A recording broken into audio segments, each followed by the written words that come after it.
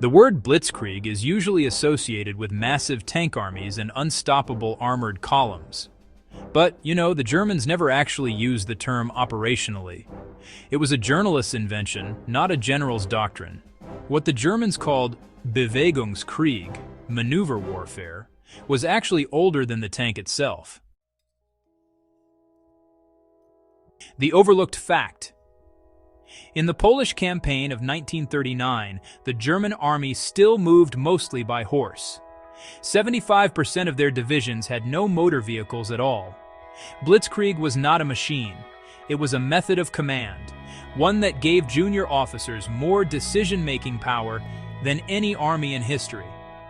That method, called Auftragstaktik, mission tactics, is still used by modern militaries. But its debut in 1940 looked less like a revolution and more like a gamble. The gamble paid off so quickly that even the Germans were surprised.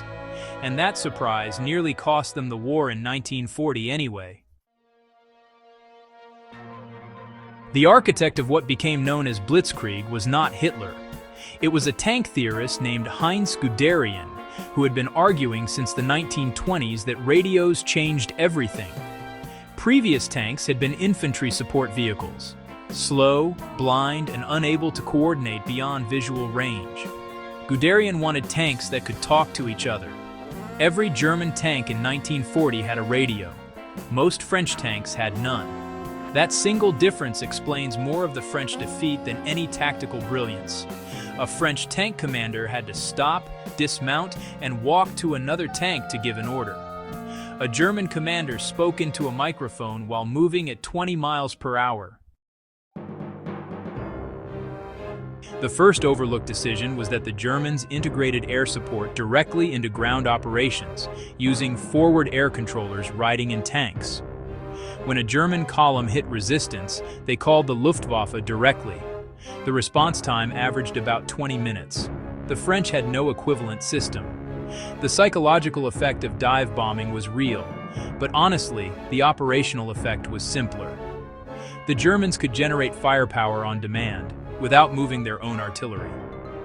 At Sedan, on May 13, 1940, Luftwaffe dive bombers suppressed French artillery for 8 consecutive hours. The French guns did not fire a single round at the crossing. The second overlooked decision was that the Germans used radio for command, but telephone for logistics. Every panzer division laid its own field telephone lines as it advanced. That meant headquarters could communicate with forward units by radio and with rear supply depots by telephone.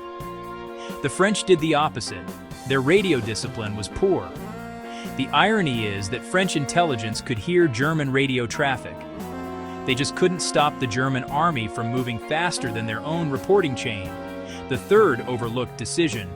German logistics officers were authorized to capture enemy fuel and use it immediately without asking permission.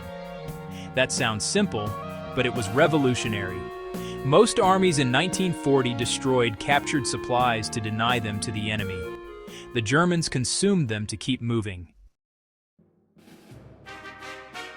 By May 20th, 1940, just 7 days after crossing the Meuse, German panzers had reached the English Channel. The French and British armies were cut in half.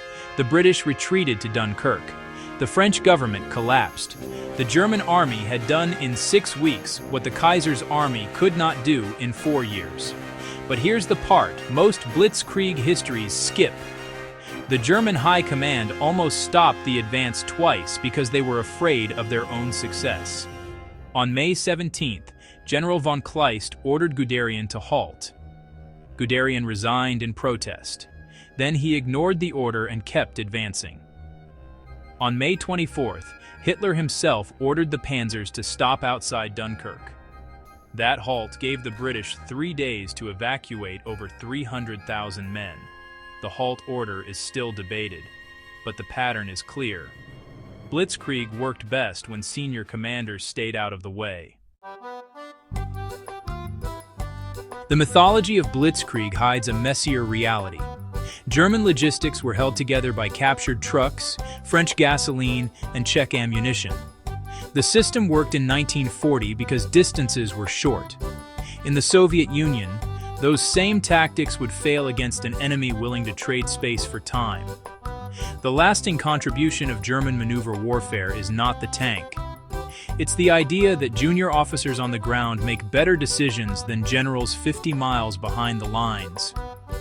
Every modern Western military has adopted some version of Auftragstaktik.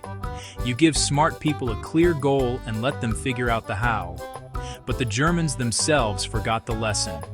By 1943, Hitler was overriding every tactical decision personally. Blitzkrieg died from too much command. Speed without logistics is a trap. Decentralized command without trust is chaos. The Germans had both in 1940. They lost both by 1944. Blitzkrieg was not a war-winning formula. It was a temporary advantage that required perfect conditions. Conditions are rarely perfect. Subscribe to War Machiner and share this if you value history that goes deeper.